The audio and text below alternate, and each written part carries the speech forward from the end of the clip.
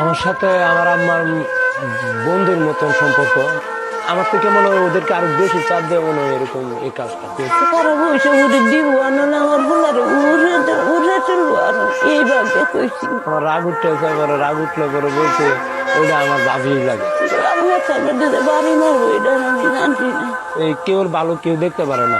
মানুষ এই যে কান পরা দেয় কই থেকে যে কি হয়েছে পরে আমি নিজেই জানি না। প্রথমে আমার আব্বু আম্মুর কাছে গেছে, পরে আমার আব্বু আম্মুর কি বলছে তারা, পরে বলার পরে গ্রামের মানুষ তো এমনি সহজ সরল আমি জানিনি, পরে এমনি কি বলছে এমনি কান্দা দিছে। আমার আম্মা কিন্তু এমনি একটু কান্দা দেয় বেশি, আবেগে বেশি। যে সাংবাদিক যে তারা জানি না, পরে গেলে পরে শুনছি সংবাদ পরিচয় দিচ্ছে আরেকজনের ওই যে নাম আমিরুলের খুঁজে আইসে বাট আরেকটা তারা দেখা দিছে এটা রিফানের মা, এই যে বাদে আমরা বাসা তাইছে। পরে আমার বাড়িতে গেছে, আমি যে ঘর বানতেছি ওইখানে আমার আমার ওয়াইফ আছে। পরে তারা আপনার ঘরের ভিতরে ঢুকে গেছেন পারমিশন ছাড়া। পরে আমি কিন্তু বাড়িতে ছিলাম না, আমি বাজারে ছিলাম চা খাওয়ার। পরে তারা আমার কাছে গেছে এবং তারা যে আব্বু আম্মুর কাছে গেছে, আমার এই বউয়ের কাছে গেছে, আমি কিন্তু মূলত আমি জানি না। ওরা আয়সা আমার আপনার উল্টা ক্যামেরা ধইরা মূলত আমি মনে হচ্ছে মজা করতেছে, খালি দিয়ে উল্টা পাল্টাবো।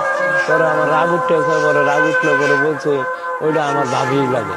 ওইখানে ভাবিও ছিল, বউ ছিল।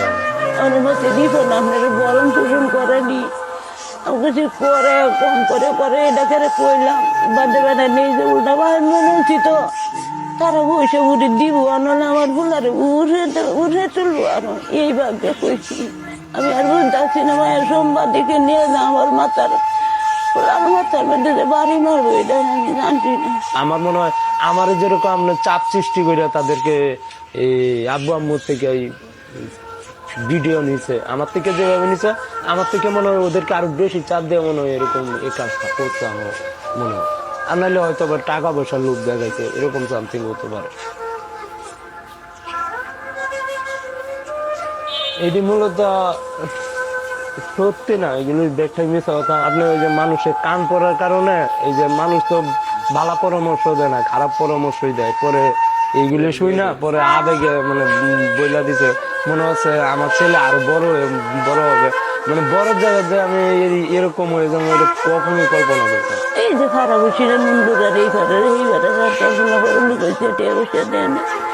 আমি তো জীবনে আমরা তো চলতারি কিছু তো দিতেই আছে, আমরা তো কিছু চলতারি তাদের বেলা গর্ব ঢুকে বেলা পেশায় দিকে বলতো কোনো করতে হাত দেয় খরচ করে নেই কেউ তার দেয় না।